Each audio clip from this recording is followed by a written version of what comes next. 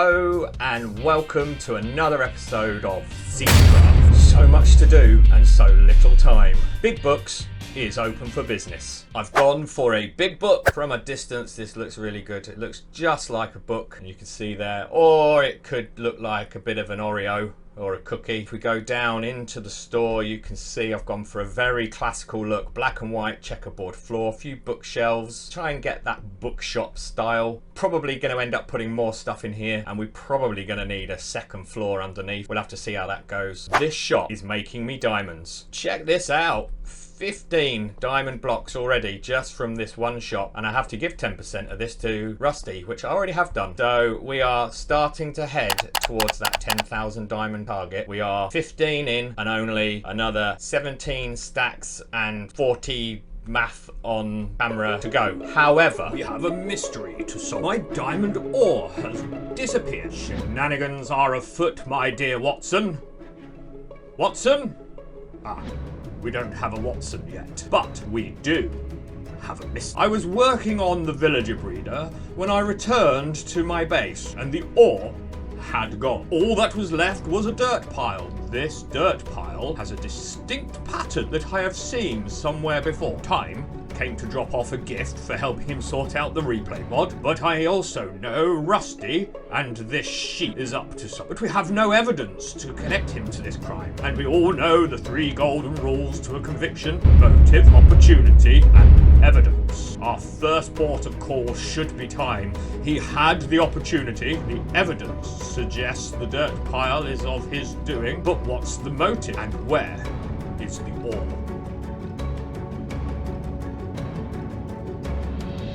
We should go to Time's base, do some digging. Oh, well, that was easy. There may be other mysteries to solve on this server. Sherlock Dad shall solve them all.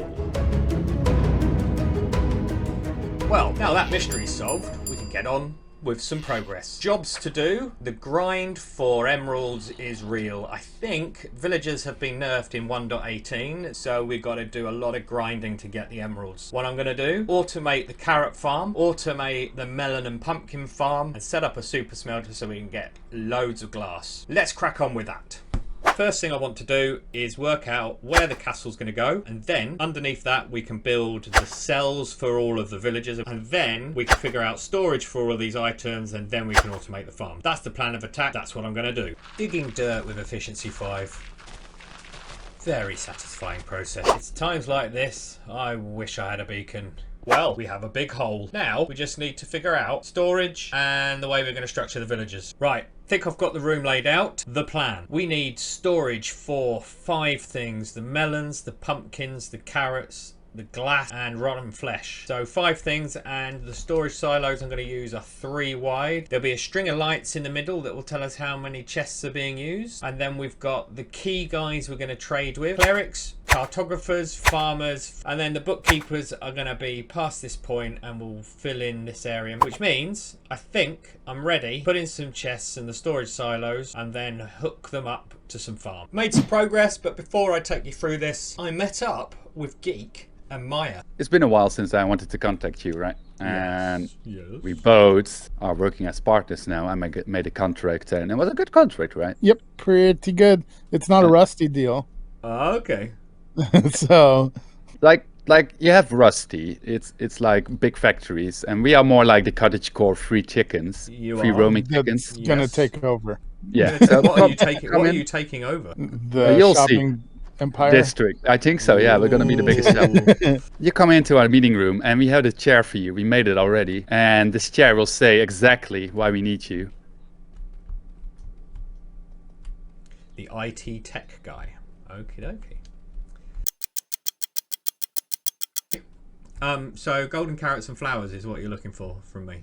Yeah, and all you have to do is build a farm for it, and then we can do the hard work for it. So you build a farm, and we do the farming and collecting and selling, putting up sales, and you get 50-50. That business meeting went on for a bit, but essentially they want emeralds from me and they want me to build a flower farm to get all the dyes, and that doesn't seem like a bad deal to me. If I team up with Rusty as well, build our empire, a little bit of industrial espionage could happen. Leave me some comments about what you think I should do in this position. Should I join the hobbits and become entangled in a empire building war? Could be interesting. Now let's look at the progress. We have the melon and pumpkins hooked up, producing lots of melons, lots of pumpkins.